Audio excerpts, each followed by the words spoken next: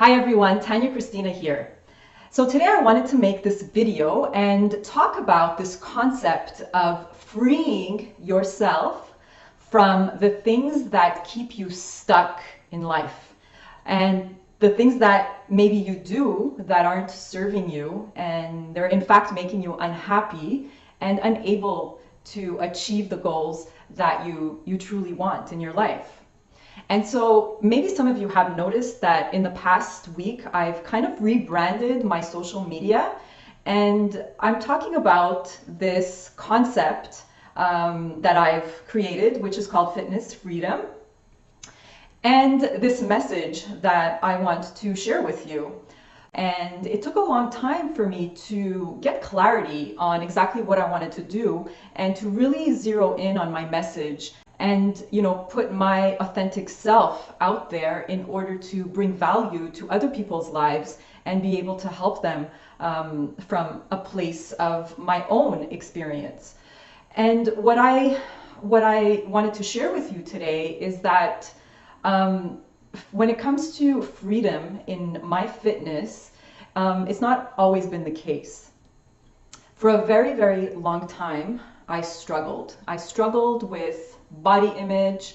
I struggled with my relationship with food. I come from a place of self-loathing. We all have influences in our lives. We all have experiences in our lives that cause us to start making up stories in our mind, and we start to believe things about ourselves that aren't true. And then, we develop destructive behaviors. I developed this belief that, if I didn't look a certain way, I wasn't good enough. And I developed anorexia in my early 20s. I suffered with anorexia for several years. I suffered with binge eating. I used exercise as a way to punish myself, as a way to just, burn calories instead of building myself up. I even decided that it was a good idea to do a physique competition in order to, in my head, I thought that it was, to get into the best shape of my life. But that was so not the reason. It didn't come from a place of love. Yes, I did get into a certain best shape, if you want to call it that. It didn't make me happier. In fact, it made things worse, and I cascaded into even more destructive eating patterns and even more destructive ways of exercising. Furthermore, I think that all this stress and all this anxiety and just always focusing on this fight and this resistance against my body put my mind, and physiologically it put my body in a very, very heightened stress response. And I think that that had a big impact on the development of a disease. I was diagnosed with ulcerative colitis. Obviously, there's other reasons and genetic and environmental factors that go into that. I won't deny that, but I do think that, being in this heightened stress response and just not being at ease with myself really had an impact on my developing that condition. And for a long time, I didn't even realize that I was doing this to myself, because a lot of it, of course, lives in our subconscious, and we don't even realize that we do these things. I finally started to understand certain things about myself when I started doing some personal development work, and I started to get on a path of self-discovery. And this is when I took responsibility for these things in my life that were destructive, and to a certain extent they were keeping me stuck, because there was a lot of lack of confidence in my life, and I never went after the things that I truly wanted. Although it looks like I did accomplish great things in some people's eyes, for me, there was a lot of things that I didn't, in fact, accomplish, the things that I really wanted, because of this self-loathing, this lack of self-confidence, this belief that I was not good enough. And I finally, had to take that responsibility and start understanding myself on a deeper level. And I finally started healing. And it takes work.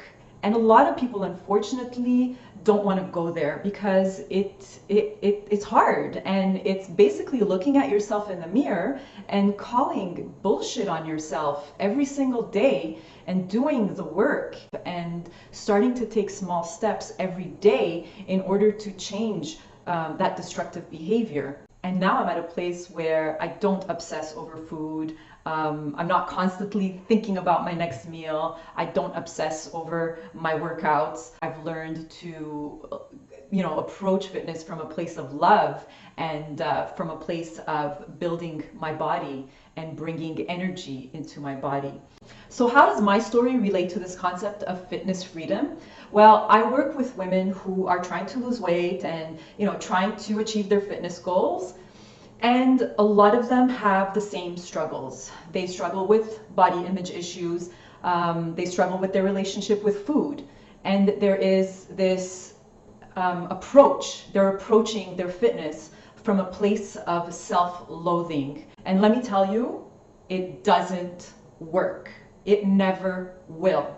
I know because I've been there with my own struggles. It's not until I started to understand myself and truly getting to the root of what was going on inside of me, I could never find my ease and my happiness within my fitness aspect of my life. And being fit should not be hard. It should not be a struggle. It should not be a resistance.